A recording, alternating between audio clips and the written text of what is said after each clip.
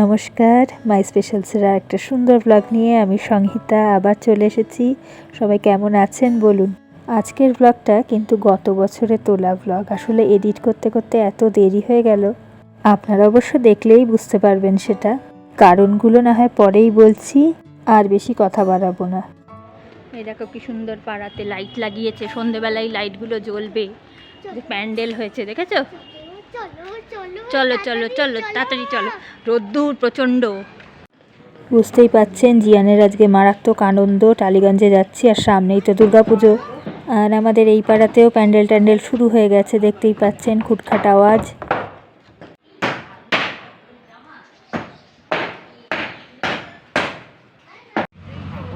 চারিদিকে বেশ একটা পুজো পুজো আবহাওয়া, জানেন। পুজো আসলেই না চারিদিকটা কিরকম চেঞ্জ হয়ে যায় না, কীরকম সেই প্যান্ডেলের খুটখাট আওয়াজ, চারিদিকে পোস্টার।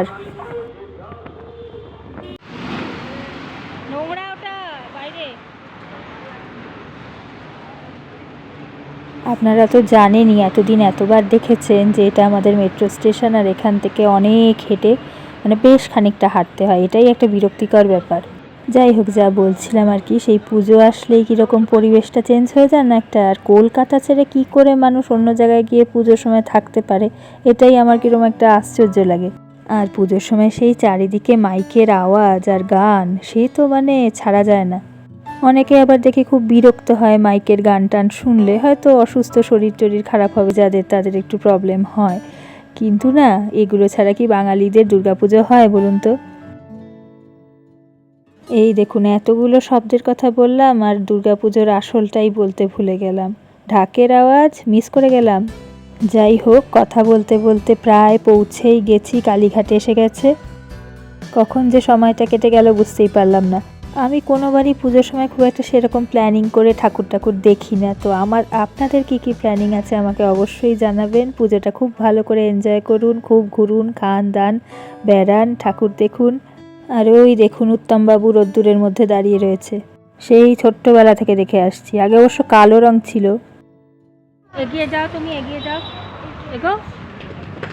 তো আমরা এই ধারে ধারে ধারে এইদিকে আসো, এইদিকে আসো। গাড়ি চলে এসছে একটা, চলো। তো আমরা এতক্ষণ বাদে চলে এসেছি নিজেদের জায়গায়। আর এত ভারী না এটা, বাপরে বাপ, ব্যাগটা এত ভারী, বারবার বারবার উল্টে উল্টে যাচ্ছে, মনোয়ার করতে আওয়াজ হচ্ছে দেখ। তো ওই যে আবার উল্টে যাচ্ছে। হ্যাঁ, মিকি মাউস। আচ্ছা ঠিক আছে। ভীষণ মানে এত ভিড় মেট্রোতে, বাপরে বাপ। রাস্তাঘাট এখন একাদশী আজকে, একাদশী না তো পঞ্চমী না কি ভুলে গেলাম, যা ভিড়ের চোটে গরমের মধ্যে এখন ভুলে গেছি। যাই হোক, তো বিধ্বস্ত অবস্থা, ঘেমে নে একাকার কাণ্ড। তো চলো তাহলে, এসে গেছি। আজকের মতো টাটা। খুব শিগগিরই আরেকটা নতুন ব্লগ নিয়ে চলে আসবো।